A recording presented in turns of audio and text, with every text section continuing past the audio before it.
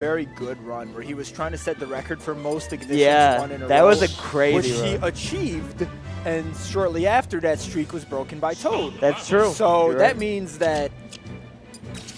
Get my mic a little bit closer to my mouth.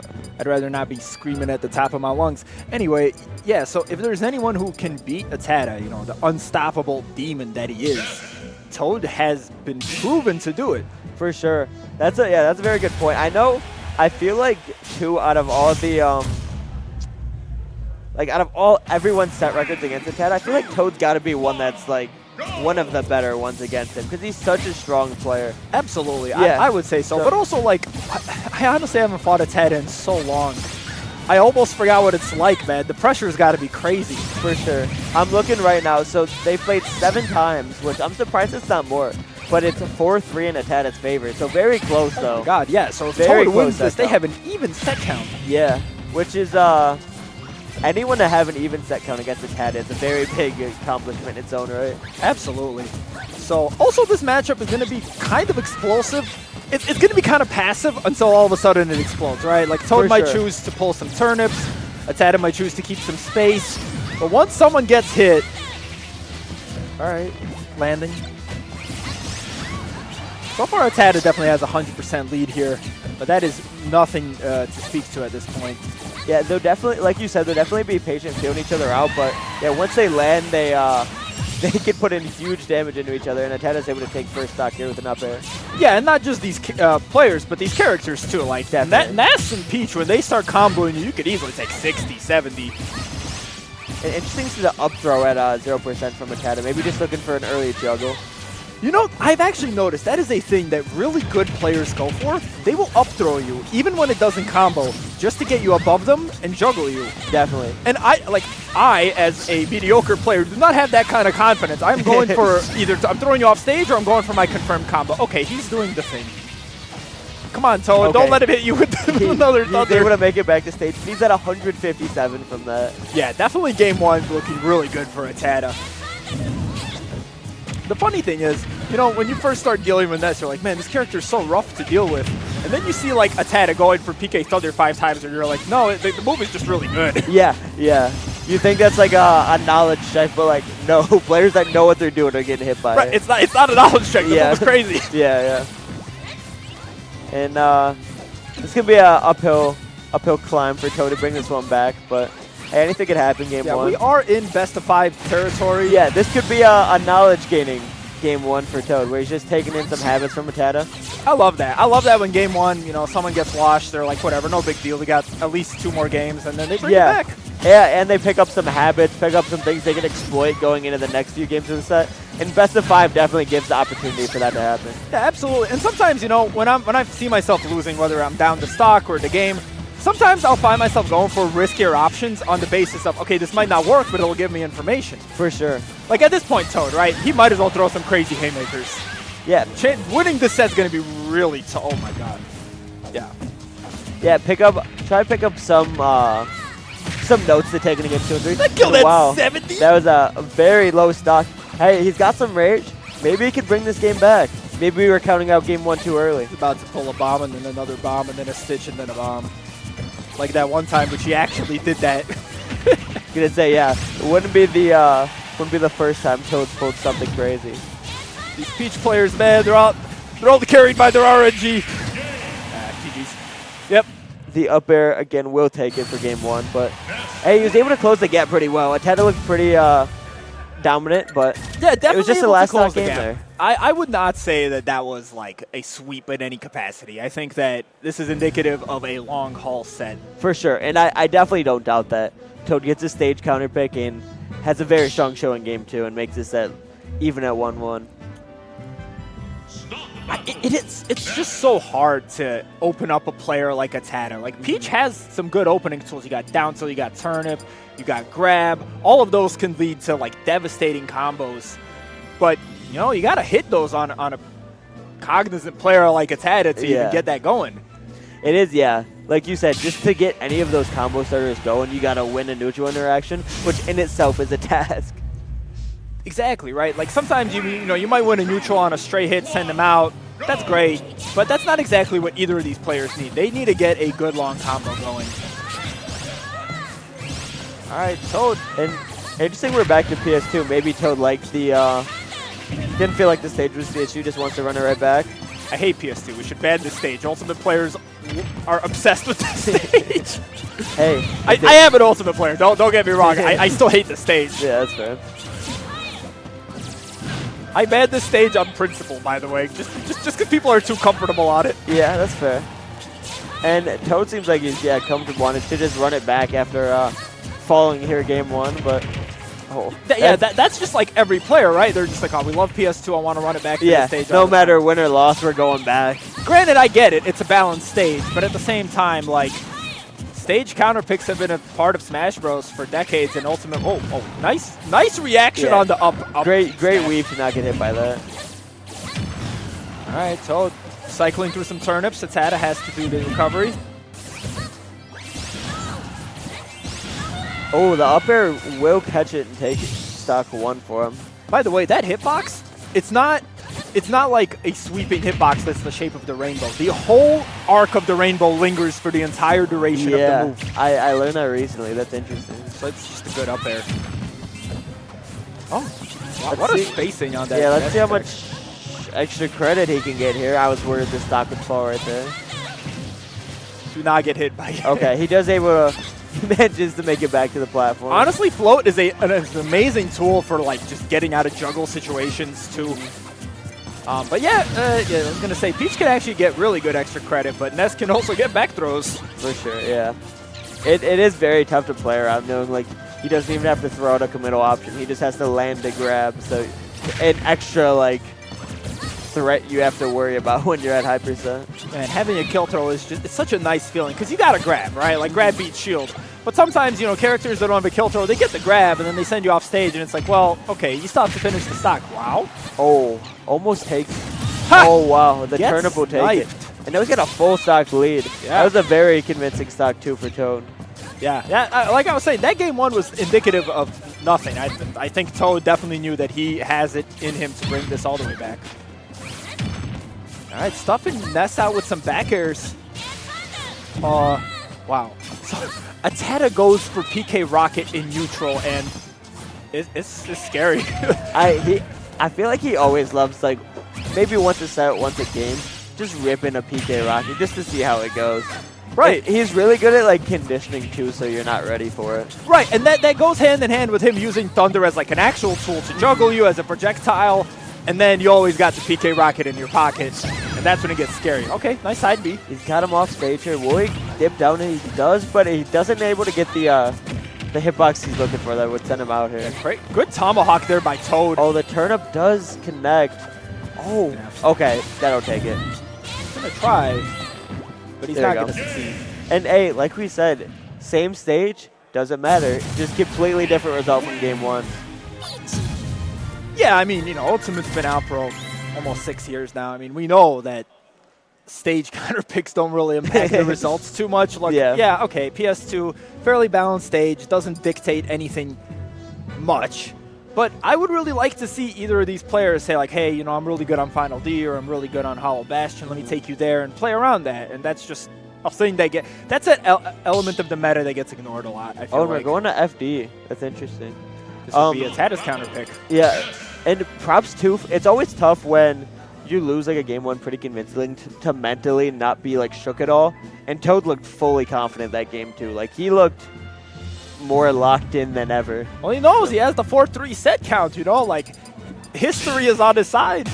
Or ATATA's got the 4-3. Sorry. ATATA's got the lead, but I mean, even if you're Toad, oh yeah, you still have who's been ranked higher. Exactly. You're not too mad about that either. No, for sure. Yeah, taking 3 sets off ATATA is definitely like something to be very proud of, and it shows just how like skilled of a player Toad is like currently and has always been in the past. Final D. So this is always a polarizing stage. Yeah, I'm trying to think. Maybe ATATA really values like the juggling opportunity. He was able to juggle pretty well on PS2, so I imagine it would only be amplified on FD without I was any of gonna those say, like, who do you think on. benefits off of platforms more, Ness or Peach? I don't know. Probably say, I actually would say Ness, but then again, you know, that's why these stage counter picks go deep. Yeah, I feel like I feel like platforms are pretty even, but I feel like just being able to juggle like he's doing now with the PK Thunders is such a big advantage to have, especially when he doesn't have the platform to get out of jail option. Killing him in disadvantage like that, yeah, that's pretty good.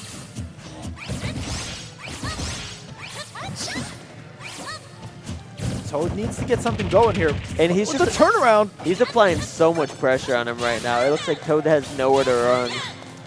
He's doing a good job breaking the PK Thunders with his back air, but you gotta need more than that. You gotta get in there, you gotta do some damage, and then take a stock somehow. Honestly, this final D counter pick is really letting ATATA control space so well. Definitely, yeah. All right, but now he's above Peach. How do you land? Like that. Yeah, opts again for the up throw. Just knows that he can confidently juggle with these PK Thunders. Nice. Oh, it looks like he was trying for a rocket there, but doesn't get out in time. Gotta protect. Has some invincibility on it. He just catches the turn up back, just neutralizing the option. Yeah, you know, I was talking about stage counter picks, and here we go, final D. You wouldn't think it'd make a big difference, and it really is. Yeah, ATATA just looks so much more in control of the stage throughout this game. Right, like even using PK Thunder, right? The juggles on that are really strong for ATATA right now. And I feel like Peach in general just struggles against like any like prominent projectiles, which Ness doesn't like generally have except for PK Thunder, which ATATA's been utilizing so well throughout this Well, and PK Fire. And we have not seen a lot of PK Fires yeah, at all. Yeah, you're right, but I don't think we've seen that really much this set. Maybe maybe something ATATA's saving, or maybe something he just doesn't find to be a great option in the matchup. I think that would be really clever. You know you have this move that your character revolves around, and you're not even using it, so that when it becomes time to use it, it's like you're conditioned to not expect it. Yeah. But hey, F smash? Big F smash, doesn't take it quite yet. Pulling some turnips. Yeah, those turnips can. Nice conversion. It's a forward air, 71%. Not even that bad. This is doable, yeah. From a game that looked so convincing for ATATA early. Once again, this is doable for Toad for sure. Very similar to game 1. I think what we see though is like ATATA's winning neutral more often than Toad. That is definitely a thing that's going on. So Toad has to rely that when he does win neutral, his advantage state is really strong. Trying to weave around and using that back air and very float. scared to even land here for Toad. Oh, they stared at each other for a sec. Why not? That's my favorite thing, by the way. Yeah, when no one moves. The no mix-up, mix-up. Oh, will dash attack take it? Not yet. I don't like dying to that. No. It does give a lot of fake kill screens, I feel like. It's huge. That's why I don't like dying to it. Why does Ness have a dash attack the size of, like, Pyro or something? Okay. Gotta get back on. Oh, nice. Great weight from him. That one will take it. And that's a move that got buffed midway through Ultimate, too. Really? Ness dash attack? Yeah. God damn it, Sakurai. What were you thinking? Who are you practicing with in that lunchroom? It's such an interesting choice of what buffs and nerfs were made for this game. Like, why would that move of all moves need to be buffed? I do gotta say though, like one thing I appreciate about this game compared to other video games is sometimes you get games with like sweeping balance changes. Like every season's a new patch that changes every character. And one thing I appreciate about Smash, and especially a game like Melee, is when you don't make big changes, you give the player base an opportunity to really get into the scheme of the meta. Like Melee, they've been playing on the same patch for like 2 decades, man. I do think that's cool. I do play a lot of games that. Do you play Overwatch by any chance? I used to. I don't. Okay, well, I don't anymore. I touch it every now and then, and that's the game where like when they drop a balance patch, the characters get revamped every season. I played League and TFT, more so TFT now, but that's the same thing where every like couple of weeks, there's just a very polarizing balance change where you have to kind of not relearn the game, but like completely adjust how your way of thinking was. Right, and I actually like that about Smash, how it's like the changes are relatively minor. Yeah, it's a constant where like when you see a progression in the meta, it's solely because of players. It's not because of a patch change. Yes, exactly. I really like that. Like with Corrin becoming much more like meta relevant. Right, it's not because they buffed Corrin. Yeah. It's because Corrin players figured it out, and I think that's really cool. Yeah, exactly. Now we're going to Battlefield for Toad's counter pick, which is understandable. The platforms, the lack of platforms was not doing him any favors. I was gonna say definitely an expected pick after what the FD juggling. So getting some platforms to more confidently land back on the stage here. Yeah, I mean I can see float. Oh, nice, powering through the yo-yo with up B.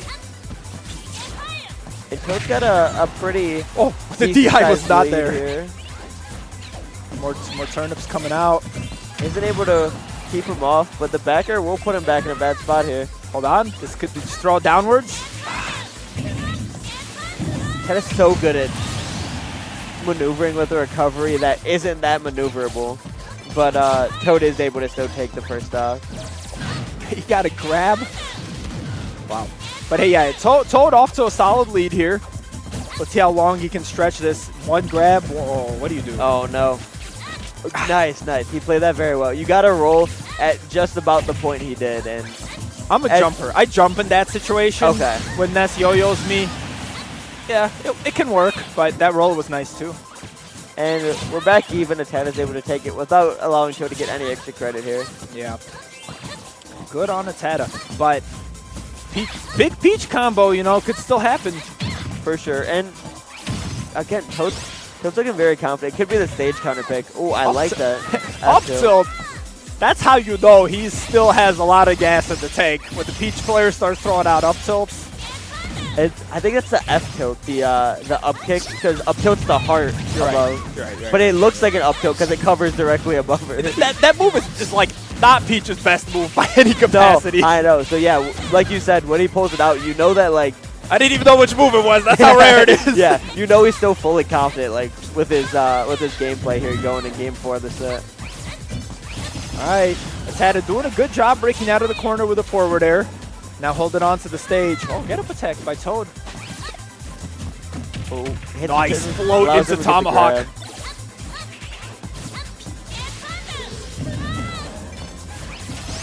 How do you know ATATA isn't just going to hold down and hit him with Rocket as he's floating there? Like, ugh. It is, yeah, very scary. And a little bit of a risk. And now you got no rage. Okay, they're just trading stocks back and forth, and we're last stock here, game 4. If we want to see a game 5, though, okay. I need my Toad fans in the chat to give him your energy. Getting out of that situation with only 33% honestly isn't that bad, because down tilt racked the percent so fast. Can you really say he's out of the situation? Not quite yet, but now he seems to be back. Now he's doing a little better, yeah. Yeah, being just in the corner off stage is never a place you want to be against anybody, but ATATA especially. He does go for the PK Fire. It doesn't land it. Oh. There was the platform blocking the PK Fire, by the way. Stage counter pick becoming imminent.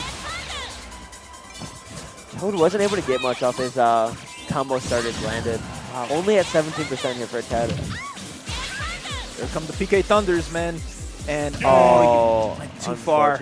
The tail may have caught his jump there and interrupted it, but ATATA is able to take this set 3-1. But very competitive set back and forth between both players, as we've seen many times between when they face off. Yeah, I think a game 5 was definitely in the cards, but for sure. ATATA honestly looking slated to win the whole tournament, #1 seed and all that. I don't know who's going to stop this man. Honestly, if I was a betting man, which I am, I would have bet on Toad to stop ATATA. Give me some odds. But now I don't know who's left. I don't know who's stopping this man. Yeah, I know. I'm trying to think. Ice Knight is definitely another favorite. A strong candidate, yes. Hey, there's a lot of sleeper threats that are still around, winners and losers side. So, hey, you never know. The thing is, that was winners semis, right? So that puts ATATA straight into winners finals. He doesn't have a lot of sets left to play to win the whole tournament. So whoever's got to be has to make a run and then beat.